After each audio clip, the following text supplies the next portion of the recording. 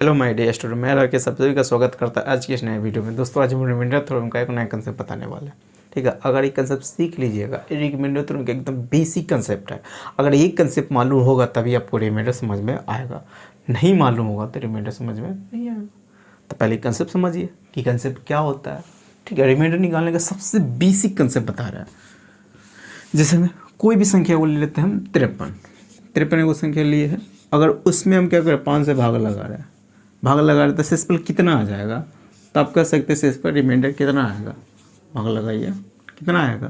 तो फिलहाल में 3 आ जाएगा। कितना, जब 53 में क्या करते हैं 5 से भाग लगाए तो बेसिस से ऐसे लगाइएगा ना, 5 से एक मरतबा लग जाएगा, 5 हो जाएगा, कट जाएगा, फिर 3 उतरेगा, नहीं लगने वाला तो यहाँ पर 0 उतार देते हैं।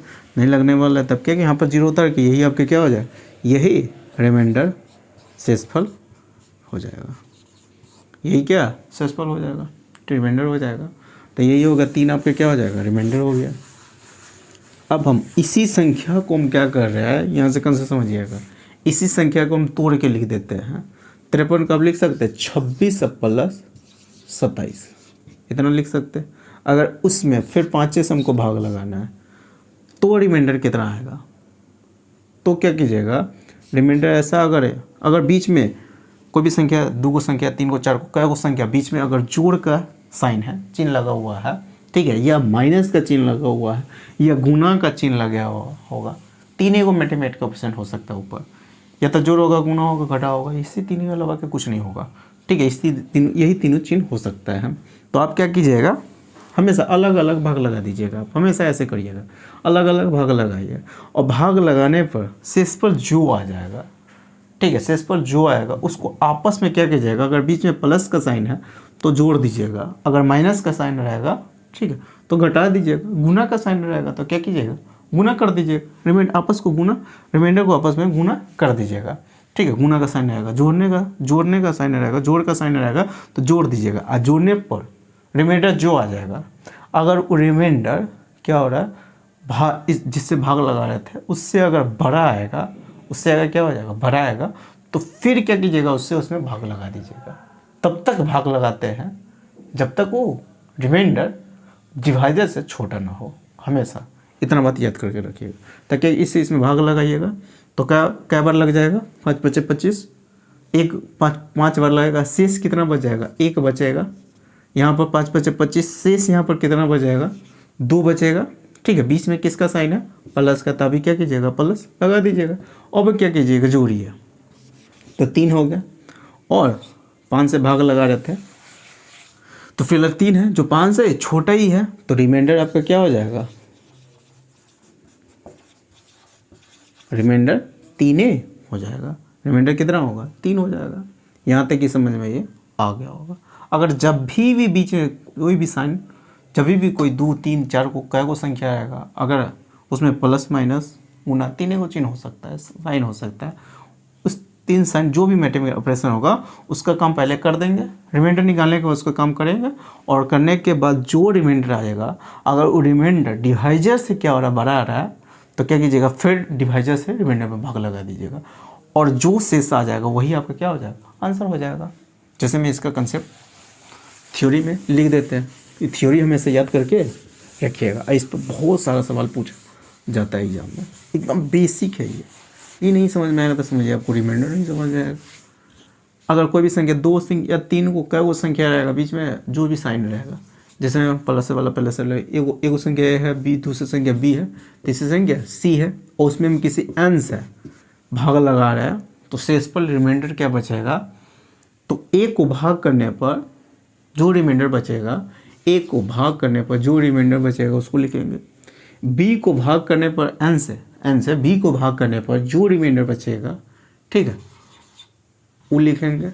आर के मतलब रिमाइंडर, ए में भाग लगा रहा है एन से, तो रिमाइंडर कुछ बच रहा है यहाँ पर बीच में प्लस का साइन है तो प्लस का लिख दिया। फिर क्या कीजिएगा, सी को एन से भाग करने पर जो रिमाइंडर बचेगा उसको यहाँ पर लिख देंगे। ठीक है, और क्या करेंगे, अगर क्या करेंगे, अगर इसको रिमाइंडर का हम जोड़ रहे हैं और ये एन से ही बड़ा हो सकता है, हो भी सकता है नहीं हुआ, अगर नहीं हुआ तो वही आपका आंसर हो जाता है। अगर हो गया तो क्या कीजिएगा उसमें फिर n से क्या कीजिएगा भाग लगा दीजिएगा, n से क्या कीजिएगा भाग लगा दे, तो आपका रिमाइंडर भाग लगाने पर जो रिमाइंडर बच जाएगा वही आपका क्या हो जाएगा आंसर हो जाएगा। ठीक है, भाग लगाइए, जब तक भाग हम लगाते रहेंगे जब तक वो रिमाइंडर ऊपर वाला इस डिवाइजर से छोटा ना आ जाए तब तक हम भाग लगाते जाएंगे। ठीक है, तो यही आपका क्या हो जाएगा आंसर हो जाएगा। तो यही रिमाइंडर निकालने का वो कम से प्लस वाला बताया। अगर माइनस में रहता तो माइनस का कंसेप्ट लगा देते। अगर गुना में यही रहता कि वो संख्या ए है, दूसरी संख्या बी है, तीसरी संख्या सी है, अब उसमें हम n से भाग लगा रहे हैं तो रिमाइंडर कितना आएगा, तो क्या कीजिएगा हमेशा वही काम फिर करिएगा। ए में भाग लगा n से ए में भाग लगाने के बाद जो रिमाइंडर बचेगा, जो रिमाइंडर आएगा, ठीक है, उसको लिखेंगे। फिर बीच में गुना का साइन है तो गुना करेंगे। फिर b को n से भाग करने पर जो रिमाइंडर बचेगा उसको यहाँ पर लिखेंगे। ठीक है, फिर क्या कीजिएगा c को n से भाग करने पर जो रिमाइंडर बचेगा उसको यहाँ पर हम लिखेंगे। अब क्या कीजिएगा गुना करने पर फिर गुणनफल कुछ आएगा, ये रिमाइंडर है, तो इस रिमाइंडर को आपस में गुना करेंगे और गुणनफल जो आ जाएगा उसको फिर क्या कर देना है, n अगर बड़ा आ रहा है तो फिर क्या कीजिएगा n से भाग लगा दीजिएगा और भाग लगाने पर जो आंसर हो जाएगा वही आपका क्या हो जाएगा रिमाइंडर होगा। ठीक है, ये कंसेप्ट मालूम समझ में ही आया कि नहीं। एक वो माइनस वाला चीज़ रहेगा जिसमें वो संख्या कोई ये है, ठीक है, और कोई संख्या एगो बी है और उसमें हम n से भाग लगा रहे हैं, तो क्या कीजिएगा ये 2 और 3 का वो संख्या हो सकता है। ठीक है, अगर इसमें हम क्या n से भाग लगा रहे हैं तो कुछ रिमाइंडर बच रहा होगा, मान लेते हुए रिमाइंडर ए आ रहा है। ठीक है, और b को भी n से भाग लगाने के बाद कुछ रिमाइंडर बच रहा होगा। ठीक है, तो मान लेते हुए रिमाइंडर हो गया बी आर। अगर ये रिमाइंडर अगर r से रिमाइंडर होगा, घटाने के बाद कुछ रिमाइंडर आया होगा, अगर घटाने कुछ रिमाइंडर आएगा, वो रिमाइंडर अगर n से बड़ा है तो फिर क्या कीजिएगा n से भाग लगा दीजिएगा। भाग लगाने के बाद जो रिमाइंडर बचेगा वही आपका क्या हो जाएगा आंसर हो जाएगा, रिमाइंडर हो जाएगा। तो इसका कंसेप्ट ये हो गया। 3 कंसेप्ट याद करके रखिएगा, इसी 3 कंसेप्ट से हमेशा एग्जाम में क्वेश्चन पूछा जाता है। तो बताइए, अब यहाँ पर 3 संख्या नहीं हो सकता, 4 को 5 को क्या को संख्या वो हो सकता है, इस सब के लिए लागू होता है। हम कंसेप्ट बताया 3 संख्या लेके वो ABC इस सब पर लागू होता है। तो बताइए ये कंसेप्ट आपको समझ में आया कि नहीं।